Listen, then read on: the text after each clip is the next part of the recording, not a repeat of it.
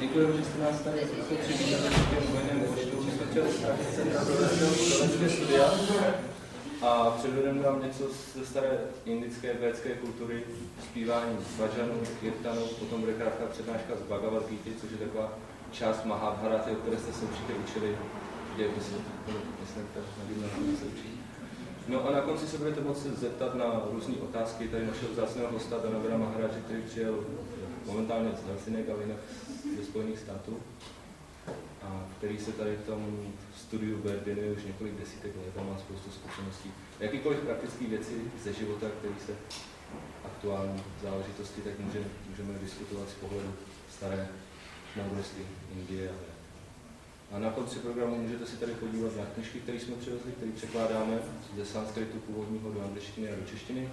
A taky máme takovou malou ochutnávku vegetariánských sladkostí, tak to na konci, jak to tady rozdáme, ty jsou nic neznamená. Takže teď budeme chvíli zpívat, tomu se říká Kirtan, jestli chcete, jak se můžete přidat. No a potom budeme číst a přednášet Bhagavad Gita. Tak děkujeme za účast.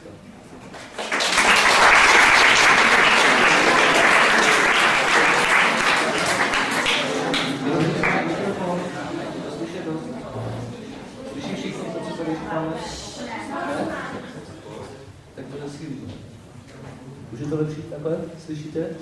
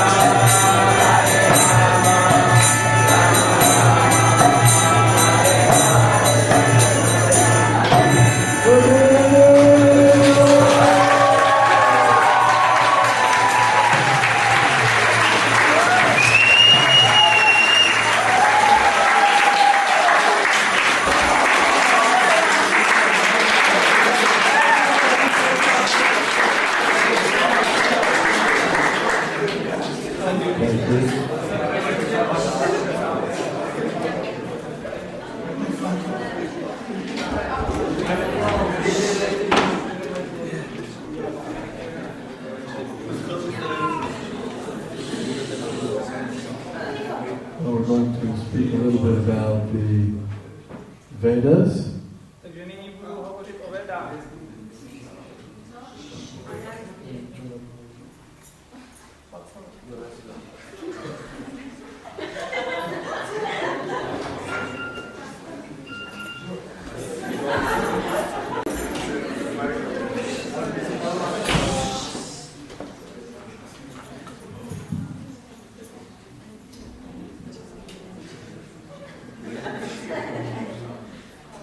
Well, the Vedas, Veda means knowledge. Veda znamená poznání. So the Vedic literature is a complete body of knowledge covering all different fields. Takže védské poznání je úplné, nebo védské texty jsou úplné tělo poznání, které zahrnují veškeré znalosti. There's a complete treasure house of knowledge in the Vedas. A Védy jsou úplný poklad poznání. The most important aspect of the Vedas is the spiritual dimension. Nejdůležitějším aspektem Véd je duchovní rozměr. Everything, all the knowledge, including the psychology, the sociology, the cosmology, they're all permeate, they're all connected with the spiritual dimension. Takže veškeré poznání, včetně psychologie, sociologie, kosmologie, je prostoupeno nebo je spojeno s duchovním poznáním. For example, in Bhagavad Gita, you heard of Bhagavad Gita? Například v Bhagavad Gita. Slyšeli jste o Bhagavad Gita?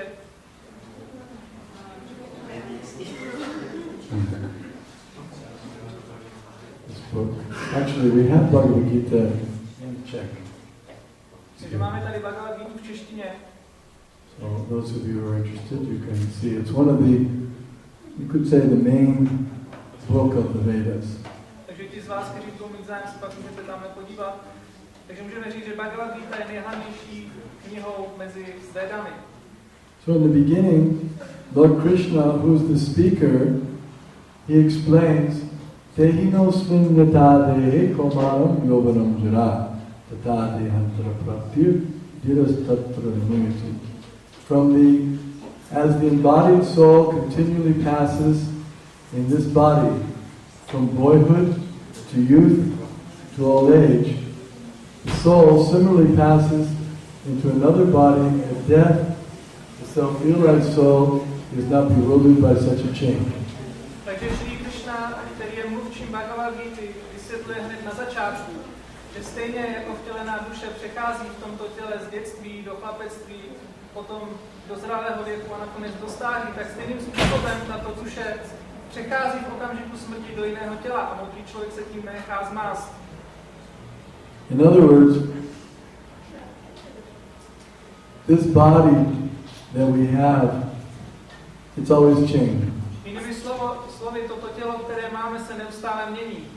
But something is remaining the same. Ale něco zůstává neustále stejné. It's very remarkable. For example, when our parents conceived us after the first conception, it was like a little pea. The body that we had was like a little pea. Takže to stojí za povšimnutí. Například, když jsme byli počati našimi rodiči, tak v prvním týdnu nebo v prvních několika týdnech těhotenství naše tělo bylo jenom velké jako hrášek. Does anyone remember that body that they had? Někdo z vás si pamatujete, když jste měli takovýhle tělo? Anyone? Někdo z vás si na to pamatuje? You had that little body that was like this size. Měli jste takhle malé tělo. Does anyone remember it? Někdo si na to pamatuje? No, but can anyone deny that they had a body like that? Ne, nemůžete si na to pamatovat, ale může snad někdo popřít, že jste takové tělo neměli? No, we all had it. Ne, všichni jsme měli takové tělo. Now, the cells in that body are all completely changed. Takže ty buňky, které byly v tomto malém těle, jsou všechny změněny. not one cell is the same in this body. Už nemáme z toho těla ani jednu buňku teď. In fact, science, modern science says that every 7 years, all the cells are completely changed. Ve skutečnosti moderní věda zjistila, že každých 7 let se mění 100% našich buněk v těle. So if you've lived at least 14 years, you can confidently say that you have totally changed bodies more than twice in this lifetime. Takže pokud je vám alespoň 14 let, můžete s jistotou říci, že minimálně 2krát se veškeré vaše buňky v těle změnily naprosto. So that's reincarnation. Takže toto je reinkarnace. Already reincarnated in a different body. Takže my už teď nyní reinkarnujeme do jiného těla. But yet, we're the same person. Ale přesto i nadále jsme stejnou osobou. So if all the cells changed, but I'm the same person, what didn't change?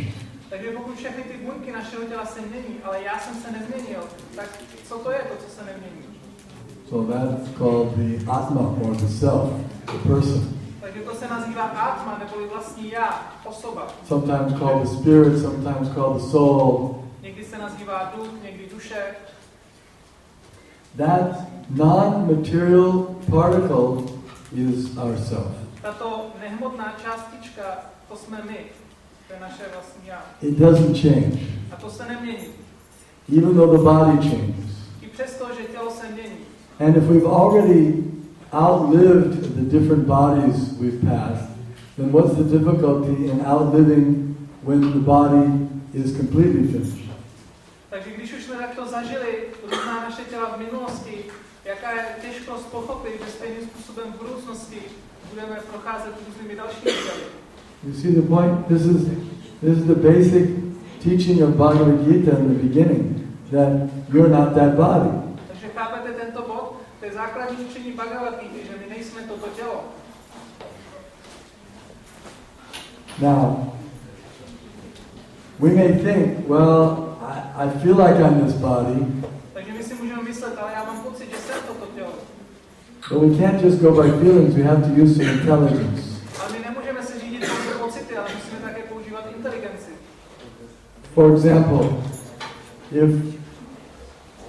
if I ask you to point to your hand, Například, když vás požádám, ukažte mi svoji ruku. so you can point to your hand. Tak můžete ukázat na svou ruku. What is that? Co to je? You say, my hand. Řeknete, to je moje ruka. What is this? Co je tohle? My head. To je moje hlava. What is this? Co je tohle? My foot. To je moje noha. What is this? Co je toto? My To nose. je můj nos. So what are you? Ale kdo seš ty? Where are you? Kde seš ty? Can you point out where you are? Můžeš ukázat na místo, kde seš ty? Actually, you say here, that's the heart. But still we say my heart. Ve skutečnosti vlastní já je tady, v srdci, ale i přesto říkáme moje srdce. My body. Moje tělo. But who is that my? Who's the owner? Ale to je ten já, ten vlastník. That's the person. To je ta osoba. That's what we are. A to je to, kdo my jsme. And the nature of that spirit or that person is that he never dies. A povaha této duchovní bytosti, této duše je, že nikdy neumírá. He's made of a different energy. Protože je vytvořen z jiného druhu energie. For example, matter is always changeable. It can always be cut into pieces and transformed. Například hmota neustále podléhá nějakým změnám. Může být rozsekána na části a může být změněna.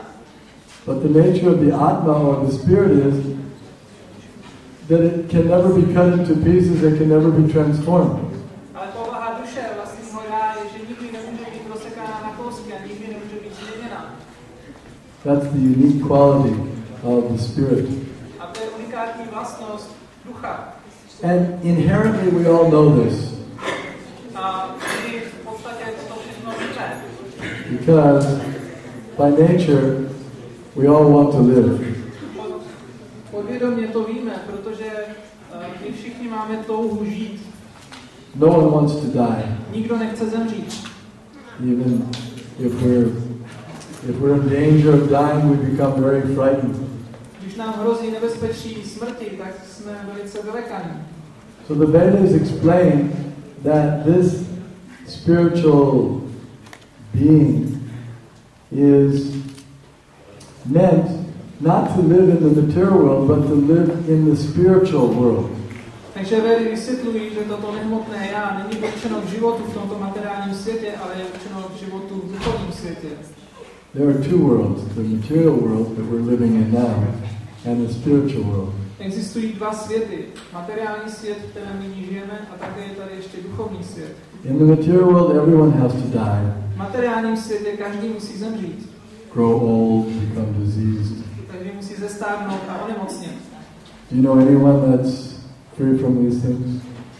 Znáte někoho, na koho se nevztahují tyto věci? Even if they come up with nice medicine, still, after taking the medicine, still people die. Dokonce, když máme velice pěknou medicínu, nějaké léky, tak přesto i poté, co je člověk bere, musí zemřít.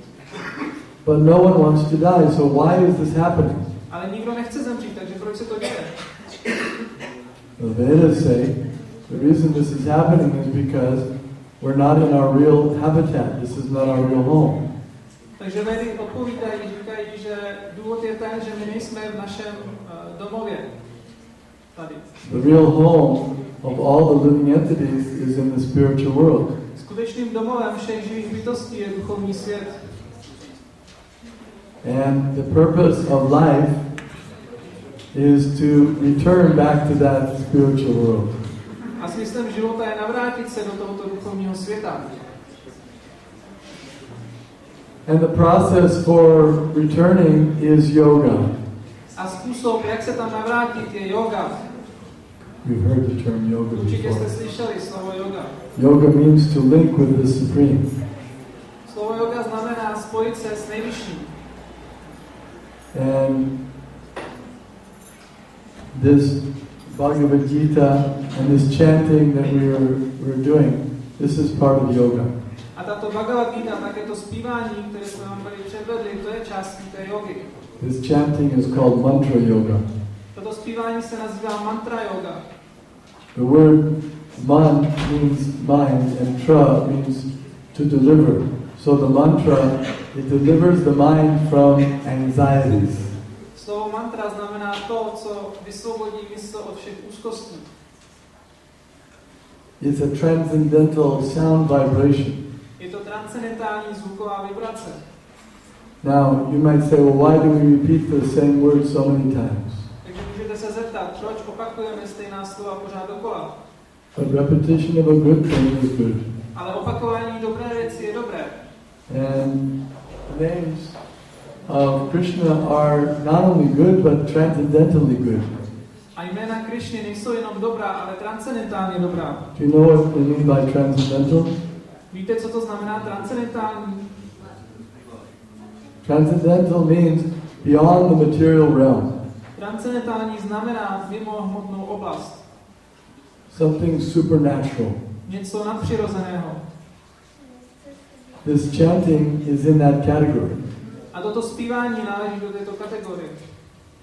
And by chanting, our consciousness is raised to the transcendental platform. A tímto zpíváním naše vědomí je povýšeno do této transcendentální úrovně. We are no longer under the influence of the material world. Už nespadáme pod vliv materiálního světa. So this chanting, it purifies the consciousness and qualifies one to go back to the spiritual world. Takže toto zpívání očišťuje naše vědomí a kvalifikuje nás to pro návrat do duchovního světa. And in this age, this is the recommended process for self-realization. A v tomto věku je toto doporučený proces pro seberealizaci. And it's very popular. A je to velmi populární. Everywhere we go around the world, we find that this chanting is universally accepted. Vidíme, že všude, kam jdeme po celém světě, tak toto zpívání je všeobecně přijímáno. It's the, you could say, It's a language of the soul. Můžeme říct, že je to takový jazyk duše. Non-sectarian. Není to sektářské. The name Krishna means all attractive. Jméno Krishna znamená všepřitažlivý. Rama means reservoir of pleasure. Rama znamená zdroj veškeré radosti. And Hare is the energy of the Supreme. A Hare je energie nejvyššího. And by chanting this, all the miseries of life are eradicated. A tímto zpíváním veškeré neštěstí v životě je zničeno. In fact, all the problems of the world can be eradicated. Ve skutečnosti veškeré problémy na světě mohou být zničeny. And it's the oldest chant. It's the original chant. This is not a new thing we made up in the 60s. A toto zpívání je velice starodávné, není to něco nového, co jsme si vymysleli v 60. letech. But we can experience individually how our problems are solved. A můžeme každý individuálně zakusit, jak naše problémy jsou vyřešeny. Not just imagination that if I chant and I positive thinking, I believe that my problems are solved. Není to jenom nějaká představivost, že si představuju, že když zpívám, tak moje problémy jsou vyřešeny, že neexistují. No, it's based on real knowledge. Ne, je to založeno na skutečném poznání. Why are my problems solved? A proč jsou moje problémy vyřešeny? Because I realize I'm not this body. Protože realizuji, že já nejsem toto tělo. All my problems are based on the body. A protože veškeré moje problémy se zakládají na těle. Isn't it? Není to tak? I'm worried that if I'm driving in the car, that I don't smash the body. Bojím se, že když jedu autem, abych nezničil to tělo. I'm worried that I should have enough money so that I can protect my body. Obávám se, nebo chci zajistit, abych měl dost peněz, abych mohl ochránit moje tělo. I'm afraid that somebody may hurt my body. Bojím se, že někdo zraní moje tělo. Body, body, body. Tělo, tělo, tělo. It's all body. Neustále myslíme na tělo. And I'm in anxiety always about this body. A neustále jsem v úzkosti právě díky tomuto tělu. But if I realize that I'm not this body, then I don't have any more anxieties. Ale pokud zrealizuji, že já nejsem toto tělo, tak tím pádem zmizí i moje úzkosti. If I realize that I'm eternal, I can't die, then I have nothing to worry about.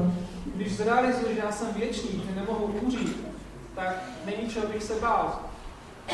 And then someone may say, well, I like my body because I get a lot of pleasure out of my body.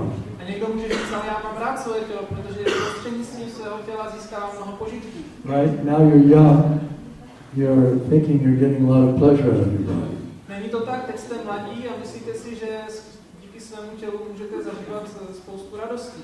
So you think this is a good time to take advantage of bodily pleasure. Takže si myslíte, teď je správný čas využít tuto dobu, toto období k smyslovým radostem. However, the Vedas tell us that there's another pleasure that's billions and trillions of times greater than the pleasure we can get from the body. Nicméně Vedy nám říkají, že existuje radost, která je milionkrát a trilionkrát větší než radost, kterou můžeme získat prostřednictvím tohoto těla. And that's transcendental pleasure. A to je transcendentální radost. Pleasure from the soul. Radost získaná z duše. When I was in school, I studied economics. Když jsem byl ve škole, studoval jsem ekonomii. So they had the law of diminishing marginal returns. Diminishing returns, reducing.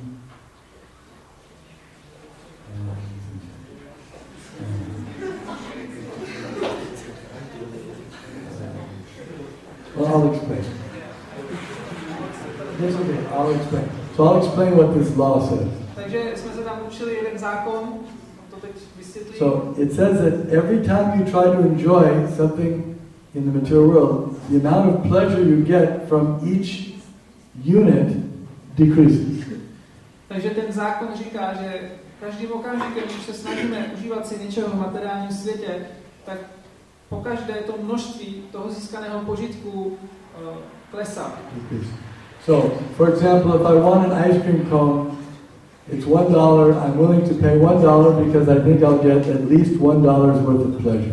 Takže když zmrzlina stojí, dejme tomu $1, tak já si ji koupím, protože jsem přesvědčený nebo chci získat radost, požitek v hodnotě alespoň $1. So I eat the first ice cream cone, very good. Takže si koupím první zmrzlinu a všechno je v pořádku. I paid my $1 and I feel I made a good investment. I got more than $1 worth of pleasure. Takže jsem zaplatil $1 a cítím se velice dobře, protože mám pocit, že jsem získal požitek, který má hodnotu ještě větší než $1. Now someone says, take another one. Takže někdo řekne, tak to zkus ještě jednou, vem si ještě jednou. You say, okay, yes, give me another one. Tak dobře, já si dám ještě jednu. Here's $1. I think I can still get another $1's worth of pleasure. Takže zaplatím $1 a myslím si, že i teď můžu získat požitek v hodnotě $1. So I eat it, and someone says, so how was that? Takže to sním a někdo se mě zeptá, tak co, jak ti to chutnalo? That was fine. No, bylo to dobrý. Well, would you like another one? A chtěl bys další? No. No, už ne, to je v pořádku. I don't think I'm going to get $1's worth of pleasure out of another one. Myslím, že teď už na potřetí bych z toho určitě nezískal takové množství v hodnotě $1 jako poprvé. Right? I'm not going to pay another $1 because I don't think I'm going to get $1's worth of pleasure. Není to tak, takže já už na potřetí nezaplatím ten $1, protože nejsem přesvědčený o tom, že i na potřetí získám požitek v hodnotě toho $1. But if my friend says, I tell you what, I'll give you this one for free. A když mi přítel řekne, dobře, tak já ti dám teď jednu zadarmo. So then I think, okay, I'll take it because although I wouldn't get $1's worth of pleasure, I'll probably get something more than zero. Tak já to přijmu z toho důvodu, protože si myslím, no dobře, tak nějaký požitek tam bude a pravděpodobně ten požitek bude mít větší hodnotu než 0. So I take the third one for free. Takže ten čtvrtý si vezmu zadarmo. And I get a little pleasure. A získám trošičku blaženosti z toho. Now I've eaten 3. A teď jsem to snědl zadarmo. Now someone says, take a fourth one. A někdo řekne, tak vem si ještě další. No. Tak už ne. Finish. No more. Už to nechci. Why not? A proč ne? Oh, I'm not going to pay $1 and I'm not even going to take one for free. Já už nechci ani zaplatit $1, ani už to nechci zadarmo. What if I give you $50? A co když ti dám za to ještě k tomu $50? So now, I know I'm not going to get $1's worth of pleasure. I know I'm not going to get even. I know this is going to be painful, but with the $50 I can enjoy something later, so I take it. Okay, give me the $50, I'll eat it. Takže teď už nedostanu z toho ani ten požitek v hodnotě $1, nedostanu z toho ani nějaký ten požitek, který je větší než 0, ale vím, že když to vezmu tu zmrzlinu, že dostanu $50 a s těma $50 v budoucnosti si můžu užívat něčeho jiného, tak to přijmu. The pleasure keeps going down. Takže ten požitek se snižuje. Each time I try to enjoy the same thing, down. Pokaždé, když se snažím si užívat té stejné věci, tak to jde dolů. It applies to everything. A to se vztahuje na všechno. But there's a different type of pleasure, spiritual pleasure. The more you do it, it just goes up and up and up. Ale existuje ještě jiný druh radosti, a to je duchovní radost. A tam to funguje naopak, že pokaždé, když to děláte, tak se ten požitek zvětšuje a jde nahoru. Like this chanting of Hare Krishna. A to je toto zpívání Hare Krishna. Keeps getting better and better. Neustále je to lepší a lepší. You know the Beatles, you've heard of them. They were very famous musicians, but after they made so many records and so much money and so many things, still they weren't satisfied with their music. Takže určitě jste slyšeli o Beatles, byli velice známí hudebníci a nahráli mnoho desek, ale přesto po tom všem, co oni udělali, tolik písní složili, tak nebyli spokojeni se svojí hudbou. And then they discovered this Hare Krishna chanting. Ale naštěstí objevili to zpívání Hare Krishna. And they found this very satisfying. A zjistili, že je to velice uspokojující. Because this is beyond the material music. Protože toto je mimo oblast materiální hudby. Ordinary song. What's your favorite song? Jako s obyčejnou hudbou. Jaká je vaše oblíbená písnička.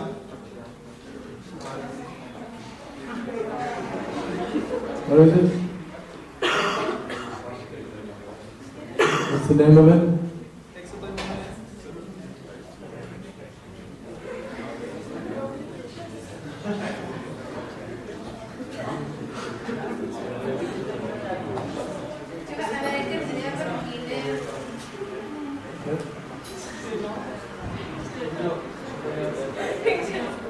All right, whatever your favorite song.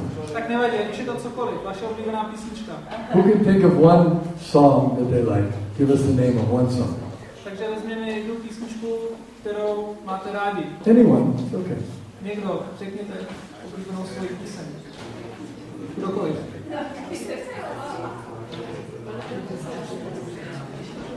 So what's a famous song? You're from this country also. The Beatles, yeah? No, just like the Beatles. Why the Beatles? Now I don't. Green Day, American Idiot.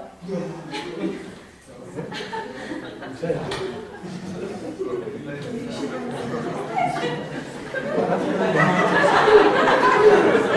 Že co to bylo s tím idiotem? Green Day. Green Day. DJ. Green Day. Okay, so Green Day. That's a good song. No, but what's the name of the song? One song. American Idiot. I'm not American Idiot. I'm not American Idiot.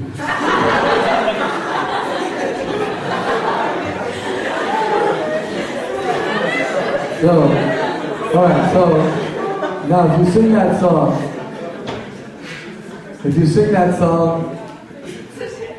each day, at least one time a day, Takže zkuste zpívat tuto píseň každý den alespoň jednou. you still like it. It's nice singing Bude once. se vám to líbit a je to skvělé. But what if you sing it 20 times a day? Ale co kdybyste to měli zpívat 20krát denně? Or if you hear it on the radio 20 times? A nebo kdybyste to měli slyšet v rádiu 20krát denně? After a while, after hearing 20 times every day, it starts to become, I don't like it anymore. Takže když to budete slyšet 20krát denně v rádiu, tak po nějaké době už se vám to přestane tolik líbit. And if you go on hearing it 20 times a day, 30 times a day, finally you become disgusted, but you won't want to hear it at all. Takže když to budete slyšet 20krát nebo 30krát denně v rádiu, tak potom už budete z toho znechucení a už to nebudete chtít vůbec slyšet. That's the nature of material sounds. A to je povaha hmotného zvuku, The pleasure decreases. že ta radost z toho klesá. But transcendental pleasure, this song, if you sing it 1,000 times, it just increases. Ale povaha transcendentálního zvuku, jako tato píseň, co my zpíváme, je, že můžete to zpívat 1000krát a ta radost bude se neustále zvětšovat. Now I'd like to explain another principle to you. I'd like to explain to you about karma. Have you heard the word karma? A ještě bych vám chtěl vysvětlit jeden princip, který se jmenuje karma. Slyšeli jste o karmě? So karma, I don't have a blackboard. Karma means action. Takže karma znamená činnost. But karma also means reaction. Ale karma taky znamená reakce, následek. So for every action, there's a reaction. Takže pro každou akci existuje reakce. This is the law of the material world. A toto je zákon materiálního světa. It applies to non-conscious material elements. Vztahuje se to na nevědomé hmotné objekty. And it also applies to conscious living beings. A taky se to vztahuje na vědomé živé bytosti. For every action, there's a reaction. Že za každou činnost je nějaký následek. And whatever we do, there will be a reaction. A na cokoliv my děláme, bude nějaká reakce, nějaký následek. This explains why different living entities are born in different situations. A to vysvětluje důvod, proč různé živé bytosti se rodí v různých podmínkách, v různých situacích. Did you ever wonder why one person is born in a very wealthy family, very good looking, and another person is born in a very poor family, say demented. Zamysleli jste se někdy nad tím, co je důvodem toho, že jeden člověk se narodí ve velice bohaté rodině a někdo jiný zase se narodí v chudé rodině a ještě navíc mentálně postižený? This is karma. To je karma. Because in previous chapters of life, they have performed certain activities, now they're getting the results. Protože v předešlých kapitolách svého života vykonali určité činnosti a nyní za to dostávají reakce, následky. Whatever we have now, this is the karma, that the reactions for activities that we performed in the past. Cokoliv máme v současnosti, tak je reakce neboli následek za činnosti, které jsme vykonali v minulosti. And whatever activities we perform now in the present, it will determine the reactions in the future. A jakékoliv činnosti vykonáváme v současnosti, tak vlastně určují ty reakce neboli následky, které na nás přijdou v budoucnosti. And at the time of giving up this body, at the time of death, the consciousness that one has developed and the activities that one has performed will determine what type of body he gets in the next life. Takže v okamžiku, kdy se budeme muset vzdát tohoto těla, nebo v okamžiku smrti, jednak naše vědomí a jednak naše činnosti v tomto životě budou určovat náš příští osud, naše příští tělo, zrození. For example, if one's consciousness is on the level of dogs, then in the next life he gets the body of a dog. Například pokud naše vědomí v okamžiku smrti bude na úrovni psa, tak v příštím životě dostaneme tělo psa. The Vedas say that every living being has this spiritual particle, this spiritual soul. Vedy nám říkají, že každá živá bytost má tu duchovní částečku, tu duši. Actually, there's not much difference between the animals and the insects and the humans. Ve skutečnosti neexistuje zas až tak velký rozdíl mezi zvířaty, mezi hmyzem a mezi lidskými bytostmi. Humans eat, animals eat. Protože lidé jedí a zvířata také jedí. Humans sleep, animals sleep. Zvířata spí, lidi taky spí. Humans defend themselves, animals defend themselves. Lidi se obraňují a zvířata také se obraňují. Animals mate, humans mate. Zvířata se rozmnožují, lidé se taky rozmnožují. Same thing. Takže to jsou stejné věci. In the daytime, the humans go out and they try to make some money so they can maintain themselves. Takže ve dne lidé jdou do práce, snaží se vydělat nějaký peníze, aby se mohli zajistit. And the animals go out to try to get some food and livelihood. A zvířata taky chodí někam ven, aby získali potravu, někam na lov. The only difference is that the humans are a little bit more sophisticated. Jediný rozdíl je, že lidé jsou více sofistikováni.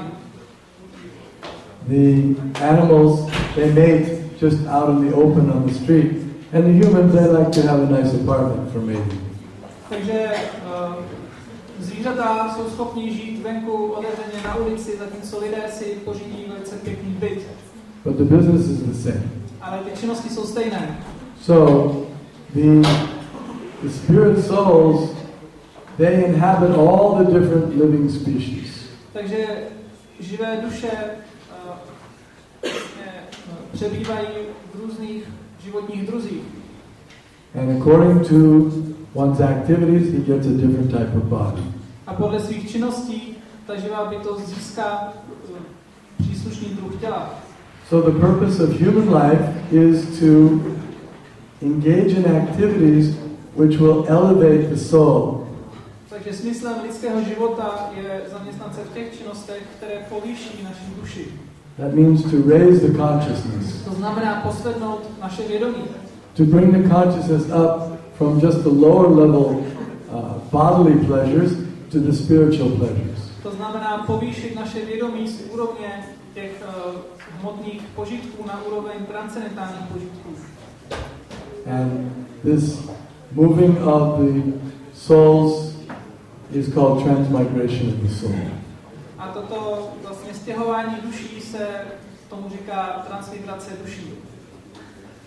So the goal then is to actually get out of the material world and go back to the spiritual world. A cílem tedy je opustit tento hmotný svět a vrátit se zpátky do duchovního světa. This is not our real home. Protože toto není náš skutečný domov. No, not that way. Ne takhle. No, we don't, not to leave prematurely. Samozřejmě to neznamená sebevražda, odejít jako dříve dobrovolně. But I'll give you an example. Ale dávám příklad. If you see a fish that's washed up on the beach, Když vidíte rybu, která uvízla na souši, na písku, na pláži, so what is that fish doing? tak co ta ryba dělá? He is flopping. Tak ona se takhle třepe. So someone may say, oh look, he's dancing, he's happy. Takže někdo může říct, podívejte se, ta ryba tancuje, je velice šťastná.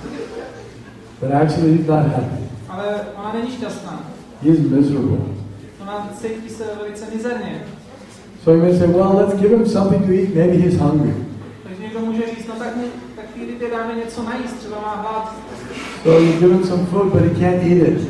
Takže jí dáte nějaký žrádlo, ale ono to nemůže jíst. So maybe he wants, maybe he's lonely, he needs a nice she-fish, so you put a nice she-fish next to him. Takže možná je té rybě trošku smutno, tak možná mu dáme další rybu. He can't appreciate her company. Ale nemůže si ocenit tu společnost. Why? Because he's out of his natural habitat. A proč? Protože je mimo svoje přirozené prostředí. Nothing you give him will satisfy him. Takže nic, co ty rybě dáte, ji neuspokojí. The only thing you can do to help him is to put him back in the water. Jediné, co můžete pro tu rybu udělat, co jí skutečně pomůže, je, že ji hodíte zpátky do vody. So similarly, we, spirit souls, we are away from our natural habitat. Therefore, whatever we try to enjoy here, it doesn't satisfy us. Takže stejným způsobem my, duchovní duše, jsme mimo naše přirozené prostředí a nezávisí na tom, co se snažíme tady dělat v tomto světě, nic z toho nás nedokáže udělat skutečně šťastný. You may say, no, I get great satisfaction when I get some nice intoxication. You may say, no, I get satisfaction when I get some nice intoxication. Tak někdo může říct, ne, já mám velice pěkný požitek z toho, když dostanu nějakou intoxikaci. But how long does that happiness last? Ale otázka je, jak dlouho toto štěstí trvá. Very short time. Velice krátce. And how much, what quantity of pleasure is it? A stejně, jaký množství požitku to je, It's also not complete pleasure. taky to není úplný štěstí. So, material pleasure is compared to a drop of water on the desert. Material pleasure is compared to a drop of water on the desert. Materiální požitek je přirovnán ke kapce vodě na poušti. It's pleasure, but it's not nearly enough. Je to nějaký požitek, ale zdaleka to nestačí. We're looking for more and more and more. Hledáme více a více. So that's there in the soul. A to je povaha duše. That's what the Vedas are telling us about. Unlock that unlimited pleasure. Find that pleasure. To je to, co nám Vedy říkají, abychom dokázali nalíst zdroj veškeré radosti a blaženosti. Don't be satisfied with these minuscule pleasures that are available to the dogs and the hogs. Vedy nám říkají, nebuďte spokojeni s těmito miniaturními požitky, které jsou dostupné i přímo na ulici. Okay, now I'd like to open up the floor for questions. Takže nyní bych rád otevřel část pro otázky.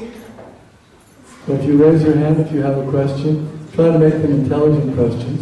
Takže prosím zvedněte ruku, pokud máte otázku a prosíme nějaké inteligentní otázky.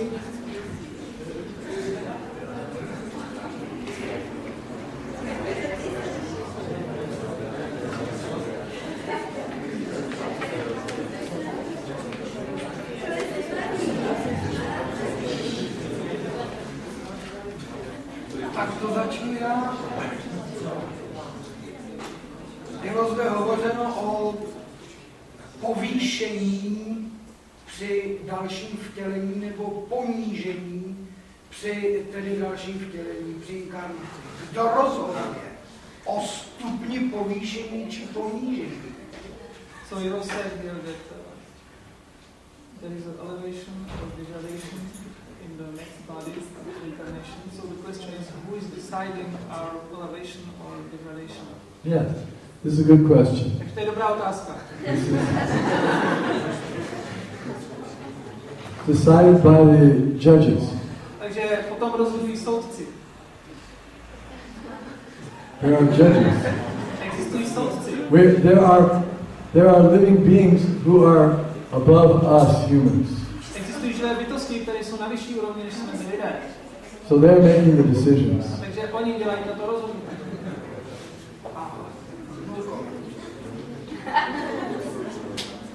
It's a great science. Actually, the Vedas, if you begin studying the Vedas, you'll find it fascinating. Je to velká věda. Pokud začnete studovat Vedy, tak zjistíte, že je to velice fascinující. You'll see that actually everything in this universe is controlled by persons. Zjistíte, že ve skutečnosti vše v tomto vesmíru je kontrolováno osobami. The sun is controlled by persons. Slunce je kontrolováno osobami. The air is controlled by persons. Vzduch je kontrolován osobami. Fire is controlled by persons. Oheň je kontrolován osobami. Rain is controlled by persons. Déšť je kontrolován osobami. Everything is under the jurisdiction of persons. Všechno spadá pod pravomoc určité osoby. Just like in your home. Jako u vás doma. You have electricity. Máte tam elektřinu. How does the electricity come? A jak tam přichází ta elektřina? Is it just you turn on the switch and that's all there is to it? Jenom platí jenom, že zmáčknete čudlík a všechno se děje? No. Ne. No, you have to go further. You have to investigate. What happens when I turn on the switch? Ne, musíte zkoumat, co se děje, když zmáčknu to tlačítko. It's connected to some wires. Aha, je to napojený na nějaký kabel. Where do the wires go? Kam ten kabel jde? They're connected to the pole. The electrical pole. Je to napojeno na sloup elektrického vedení. Then where do the wires go then? A kam ty dráty jdou dál? Tam tak. They go to the powerhouse. Do elektrárny. And then how is the power generated? A jak ta elektřina je vlastně vyprodukována? There's a machine. Je to nějaký stroj. And who made the machine? Kdo vytvořil ten stroj? There's a person. Nějaká osoba. Who's supervising? The person. A tak je tam osoba, která na to dohlíží. So, what appears to be just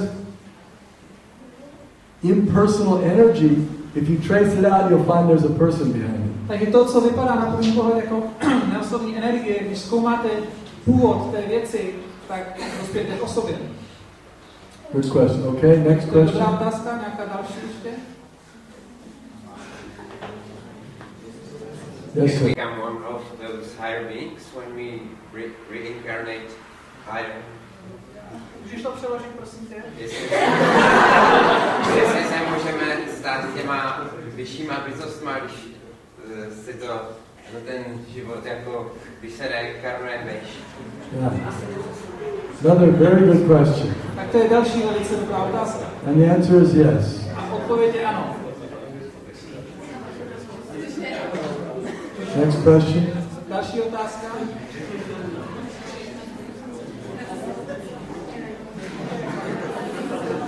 Now we have some prasada. You can distribute prasada. Now this, while you're thinking of your next question, we're going to bring around some homemade, what are these type of sweets? Homemade sweets, what are the names of? Tell me. Takže během toho, co budete přemýšlet nad vaší další otázkou, kdy budeme chodit okolo a rozdát vám doma vyrobené sladkosti ze světného mlíka, cukru a másla. These are made with all natural ingredients. Je to vyrobeno z čistých přírodních produktů. And it's not fattening, it's transcendental. A není to něco, po čem se tloustne, ale je to transcendentální. We have about 200 restaurants, vegetarian restaurants worldwide. Takže naše hnutí má kolem 200 vegetariánských restaurací po celém světě. We have how many here? 3 in Prague? 3 restaurants here in Prague we have. A 3 restaurace máme zde v Praze. Has anyone ever been to any of our restaurants in Prague? Byl někdo z vás v nějaké naší restauraci v Praze? Only one. We have, what are they called? Govindas? It's in the center of Prague. Takže restaurace Govinda je v centru Prahy. No one's been there. Only one. Nikdo 2. tam nebyl, 2 lidi jenom. And a Balaram. Have you been to Balaram restaurant? Ještě je restaurace Balaram. Byl tam někdo z vás? Ještě otázka. Ano, ano. Vy jste říkal, že to závisí na tom, jak se to v životě chová. A pak jste řekl, že jak to závisí na nějakém soudci, tak to strašně neobjektivní, tak jako to jsem nějak nepochopila.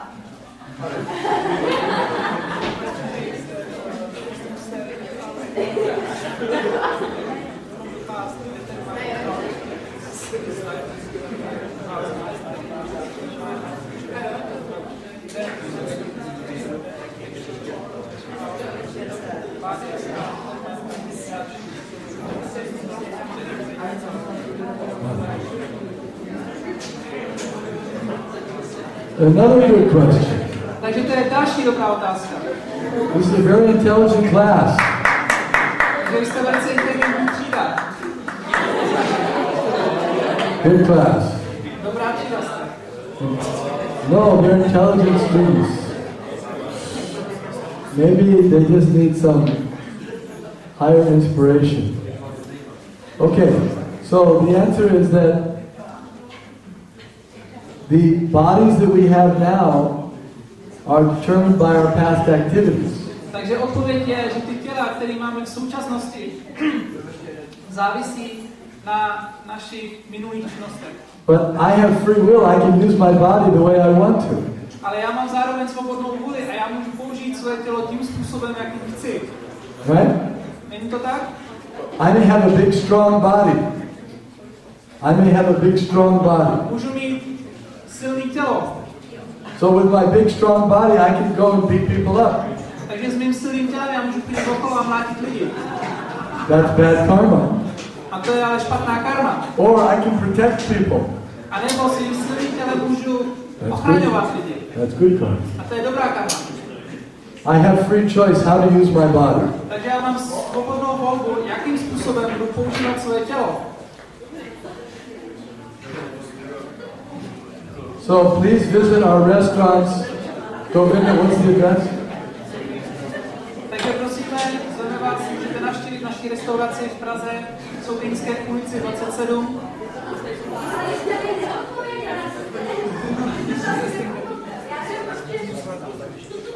Okay? It's not clear? So ask again.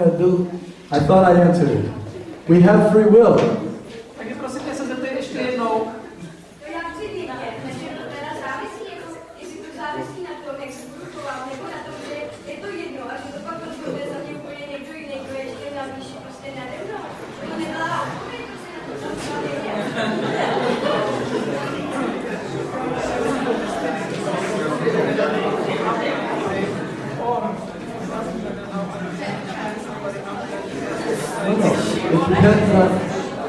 It depends on how I behave. Takže to samozřejmě závisí na tom, jak my se chováme.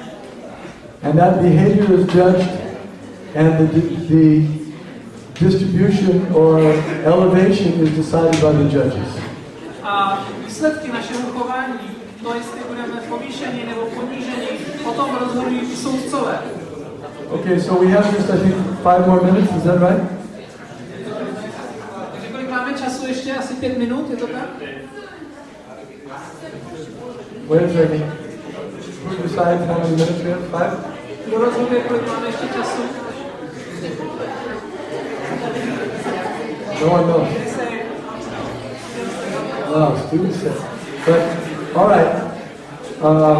Achyuta, I know. Achyuta, we have 5 minutes? Okay, so we thought we'd have one more chant at the end. One more chant. Takže ještě můžeme na závěr na tom zpívat. Okay, but this time everyone stand up.